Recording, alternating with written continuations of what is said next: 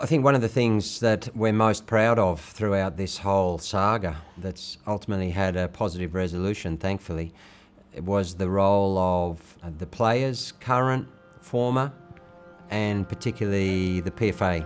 His story starts in 2014. Back then, he fled Bahrain after he'd been convicted of vandalising a police station.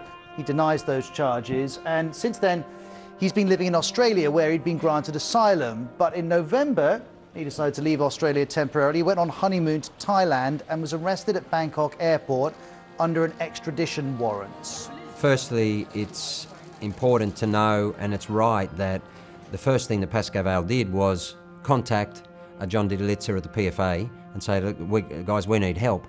And the fact that they felt comfortable to do that, even though, of course, he was not a member, demonstrates what is the public understanding, particularly within the football community, of the way the PFA operates, and that is that they protect everyone within the game. Anyone who plays at any level has the resources, and that's part of the value system that's been built over 25 years. Hakeem Al Araibi has pleaded for Thailand not to send him back to his native Bahrain because he says he'll be tortured. Let's have more now on our top story, the case of Hakeem Al Araibi. So the PFA committed resources immediately to support Hakeem's wife, and that was important because you can only imagine all of a sudden, you know, she arrives back in Australia, they've got ongoing costs, you know, you've got rent and cars and all sorts of things, and you know, her husband is in a prison for who knows how long. They're facing up to 2-3 years.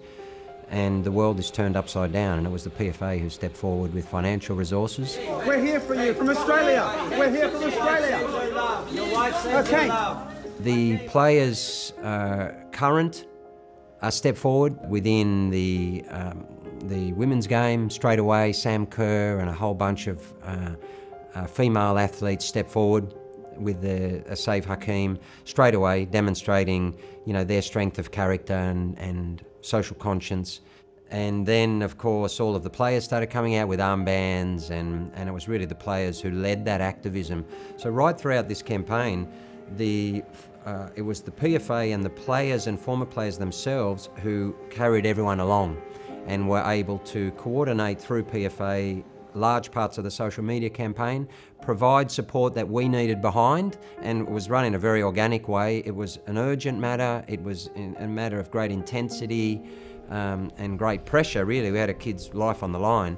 So we just really were making it up every day. But behind the scenes, of course, we had PFA there with the resources if we needed, travel resources for us to be able to go to Bangkok and to be able to go and see him and meet people on the ground, to travel to Zurich. You know, the fact that I could pick up the phone to John Didalitza and say, listen, I need a ticket today to Zurich, I need to go see FIFA, which was incredibly important moment in the whole crisis to get them on board.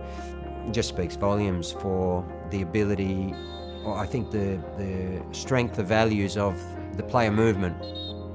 The reason he's in this predicament is because he spoke out as a footballer.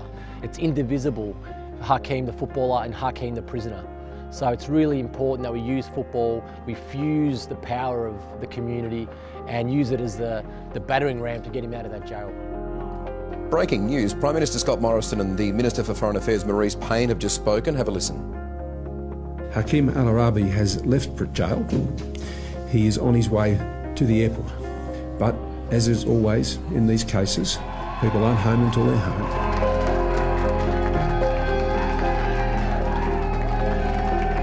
Australia, I didn't citizenship yet, but my country is Australia. I will be there in Australia, and I love Australia. Thank you very much. Welcome home, Hakeem!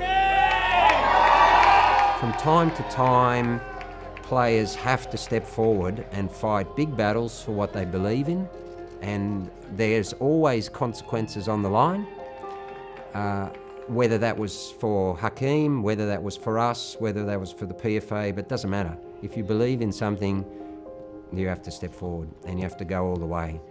And the PFA has done it many, many times in history, and I'm very proud to say that PFA people did it once again here.